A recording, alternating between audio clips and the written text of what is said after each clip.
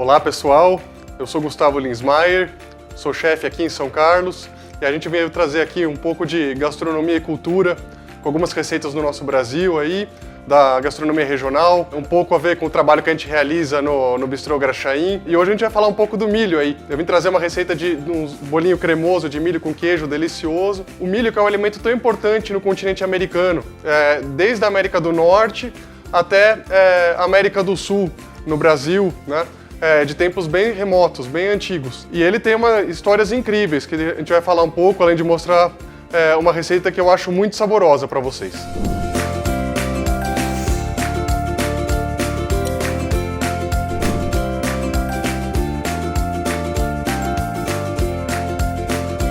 Para essa receita desses bolinhos de milho com queijo, bolinho cremoso de milho com queijo, a gente vai precisar de alguns ingredientes. Vamos precisar de 3 espigas de milho verde cozidas. Você põe na panela de pressão, deixa lá seus 15 minutos até vir aquele cheiro gostoso de milho cozido, que ele está bem cozidinho, né?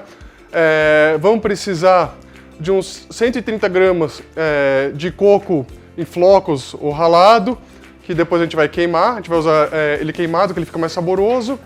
Vamos precisar também de uns 150 gramas de queijo ralado, pode ser um queijo parmesão, um queijo da Serra da Canastra, um queijo meia cura, um queijo bem saboroso, com uma certa dureza, mas também não precisa ser um queijo muito duro. Nesse caso é um parmesão com uma maturação média. Ele é de uma fabricante aqui da região de São Carlos, Queijos Bonura, que eles fazem um produto muito gostoso, um queijo muito gostoso. Vamos precisar também de uma lata de leite condensado. Vamos precisar de 1 colher de sopa de fermento químico, 4 ovos, de 3 colheres de sopa de fubá. Aliás, esse fubá aqui, ele é produzido em Brotas, é uma fabricação toda especial no sítio Nelson Guerreiro, que é um milho orgânico que eles usam, certificado, foi certificado agora como orgânico, né? E ele é moído no moinho de pedra. 2 colheres de sopa de farinha de trigo, 1 colher de sopa de manteiga ou margarina, 1 copo de leite de coco e 1 copo de leite de vaca. A gente vai começar misturando os ingredientes secos. Vamos pegar a farinha de trigo, vamos pegar o fubá, vamos pegar uma pitadinha de sal. E daí a gente mistura bem aqui. Só o fermento que a gente vai deixar para depois, como ele é um fermento químico de reação rápida, é melhor que ele seja das últimas coisas a gente colocar para o bolo ficar bem fofinho, bem levinho. Como eu estava falando do milho, né, tem umas histórias muito legais, né? Inclusive aqui tem umas histórias antes também de tradições anteriores à chegada dos europeus, né, dos índios guaranis que habitam o Brasil e outras regiões da América do Sul, né? Na mitologia guarani, né, conta-se que tinha uma aldeia que nasceu um menino chamado Avaxim, né? Que ele tinha cabelo amarelo e pele branca. E como ele era diferente dos outros, ele não era muito bem aceito. Então um dia o Avaxim se apaixonou pela filha do chefe da aldeia. E isso deu um problema, mas eu vou continuar a história depois. Agora então a gente vai misturar os ovos.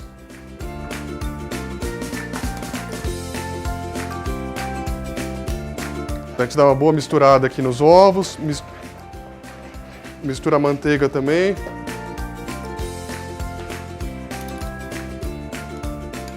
Vou botar esses ingredientes mais... Primeiro, depois dos secos, esses que são um pouquinho menos líquidos, né? Para dar pra ele ficar bem uniforme. E o leite condensado.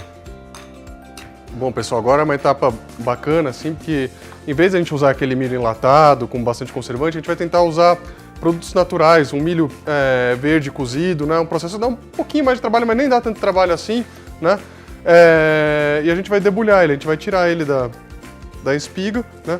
E ele fica mais saboroso e mais saudável também. Estava falando da história sagrada para os índios guaranis. Ele rezou para Yanderu, a divindade criadora, pedindo que o amor da filha do chefe. Mas ele foi ficando triste e acabou morrendo. Mas a história não acaba aqui não. Daqui a pouco a gente continua aí com o desfecho. Deixar o milho bem limpinho, né? E separar bem da espiga, tentar fazer render o máximo possível. Mas é um trabalho, pouca coisa, um trabalhinho a mais que vai dar um sabor todo especial depois prazer de saber que está comendo uma coisa natural. Muitas vezes é uma coisa que é plantada em várias regiões, você tem localmente, em algum lugar próximo, você pode conhecer o produtor, saber exatamente de onde vem, que é uma coisa bacana, né? Você saber o que você está comendo. Daí agora a gente mistura o leite de coco, tanto faz, eu vou misturar só um, porque o meu copo não é tão grande, né? Para triturar fica mais prático, assim, para ele não espirrar. Eu vou passar no mixer. Se você tiver um liquidificador ou um copo maior, você pode misturar os dois leites para triturar o milho. Ele vai ficar mais trituradinho, mais bem trituradinho. Nesse caso eu tô pondo só um por causa do tamanho do meu copo. Agora eu vou triturar aqui com o mixer, o milho.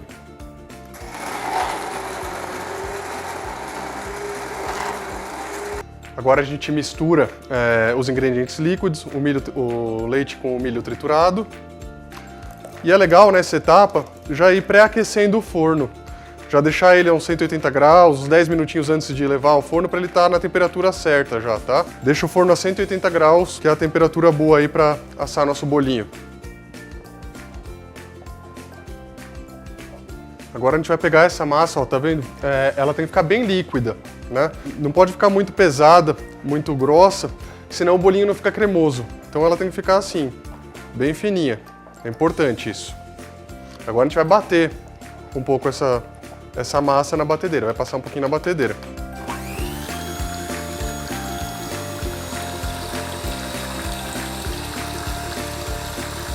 Agora, essa etapa a gente vai queimar o coco, né? Para fazer o coco queimado, para ele ficar mais saboroso. Em alguns lugares vende o coco já queimado, mas se você não achar, não tem problema. O coco ralado, o coco em flocos, ele serve, né? Basta a gente vai colocar na panela em fogo baixo, né? Uma panela de preferência com fundo grosso e vai ficar mexendo constantemente para ele adquirindo a cor. Vai com paciência, ele vai adquirindo aquela coloraçãozinha. Tomar cuidado para não passar demais. Né?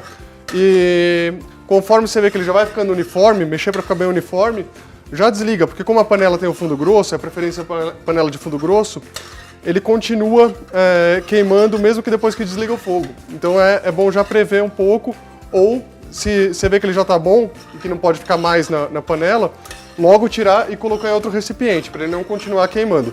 Voltando na história da Vachim, quando ele morreu, ele foi enterrado em um lugar distante, porque ele era considerado estranho na aldeia. E no começo, na primeira semana, a irmã dele ia visitar todos os dias o local onde ele foi enterrado. E rezava por ele. E depois ela viu que nasceu uma planta diferente no local, que nunca ninguém tinha visto. E depois de 3 meses ela deu algumas sementes, né? Começou a nascer as sementes. E ela foi replantada e começou a alimentar a todos, né? E o que conta a história é que esse milho que nasceu de onde ele foi enterrado, né? Significa que a prece dele de ser aceito foi atendido, já que o milho gera uma grande fartura para todos. Essa história se encerra, né? E hoje nós temos esse alimento incrível que é o milho, né? Que tem uma importância tão grande na alimentação dos povos da América e se expandiu por todo mundo. E é um dos motivos pelo qual eu escolhi esse ingrediente para fazer essa receita, para usar nessa receita. É legal entender isso porque são coisas que estavam aqui antes da nossa cultura, quando eram outros povos, né? E tratar desses assuntos sempre de maneira muito respeitosa, que para algumas populações, né, essas histórias são sagradas, né? Então a gente tem que ter sempre esse respeito pelo sagrado dos povos que já habitavam aqui antes de existir a ideia de Brasil. Ele já está quase bom. Nesse ponto aqui, ó, ele já está coradinho o suficiente. Se tiver bastante calor na panela, ele vai terminar de corar só com calor remanescente. Agora a gente vai misturar os últimos ingredientes da massa, né? Não precisa bater, pode misturar delicadamente com a colher, mas deixar bem homogêneo o coco queimado e o fermento. E dá uns 3, 5 minutinhos para o fermento fazer a reação e crescer. Como é um fermento químico, a reação dele é bem rápida, né?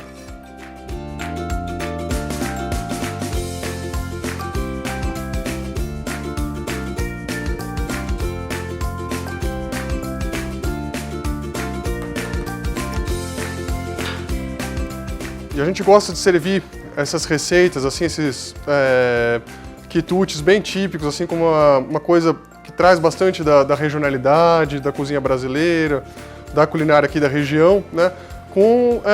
Nos nossos almoços com uma certa sofisticação, misturando pratos elaborados, para harmonizar com vinhos, com cervejas artesanais, porque são receitas muito interessantes, assim, dignas realmente de apresentação, de degustação, essa cozinha toda que a gente tem na região.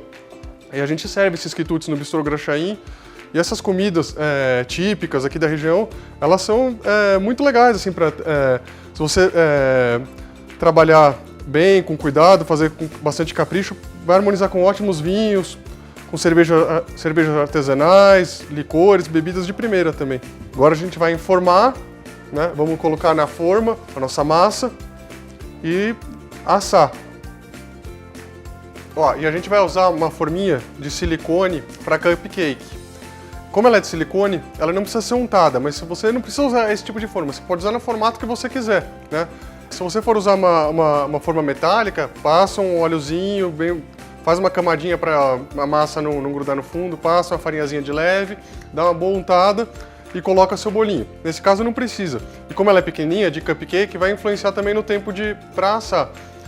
25 minutinhos, meia hora nesse tempo que a gente já deixou pré-aquecendo o forno, perfeito. Agora, se você for colocar numa forma maior, presta atenção, fura o palitinho, vê se ele não está voltando com massa, né? Deixa uns 40 minutos. Mas daí depende do seu forno e depende da sua massa, né? É bom sempre verificar, não tem uma fórmula exata.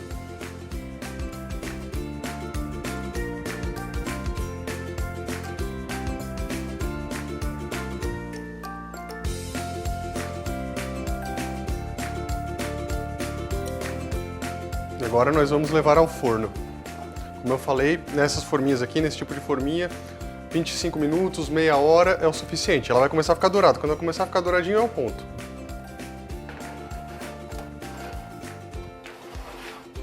Vamos dar uma olhada como é que tá nosso bolinho. Passou 26 minutos aqui. Olha, eles estão bem coradinhos. Também já estão douradinhos, já tá num momento bom para tirar. Mas a gente vai deixar ele mais um pouquinho aqui, a gente vai desligar. Agora a gente deixa o bolo esfriar no próprio forno, uns 40 minutos, né?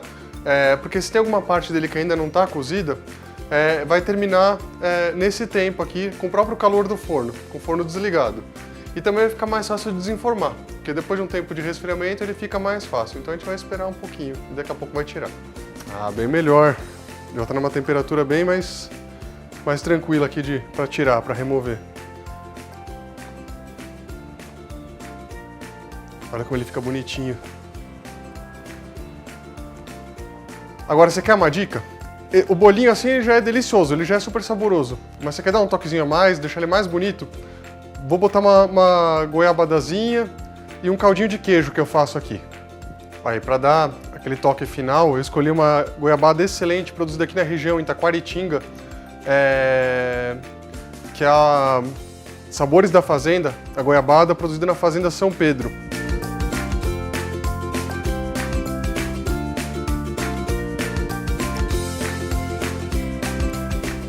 Daí, se você quiser fazer um estilo Romeu e Julieta, colocar um queijinho, é uma coisa bem simples. Creminho de queijo que eu resolvi colocar, que a gente faz aqui no Bistrô Graxaim. Um creme de leite fresco, um bom creme de leite fresco, um queijo bem triturado, um queijo parmesão bem triturado, e deixa no fogão uns 5 minutinhos para ele diluir, e no final coloca em fogo baixo para não esquentar demais, não ferver e não ficar aquela borracha.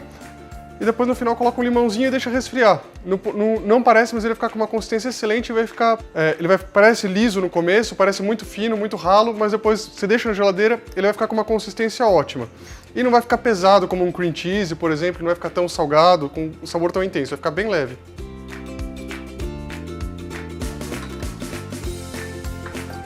Olha como ele fica bonito. Apetitoso, né? Vocês não sabem como tá gostoso. Se vocês puderem fazer em casa, vale muito a pena. É uma receita que vai agradar todo mundo. Comemorações juninas ou mesmo qualquer época do ano. É uma delícia. Bom, pessoal, espero que vocês tenham gostado dessa receita aí, de trabalhar um pouco com o milho, esse ingrediente fantástico, com essas histórias todas, né? E continue acompanhando o nosso canal. E se você tiver alguma sugestão de pauta, de convidado, de receita, entre em contato aí com a gente, que a gente vai sempre tentar trazer os melhores conteúdos para vocês. Eu sou o chefe Gustavo Linsmaier, do Bistrô Graxaim, em São Carlos, no centro do estado de São Paulo. Muito obrigado a todos.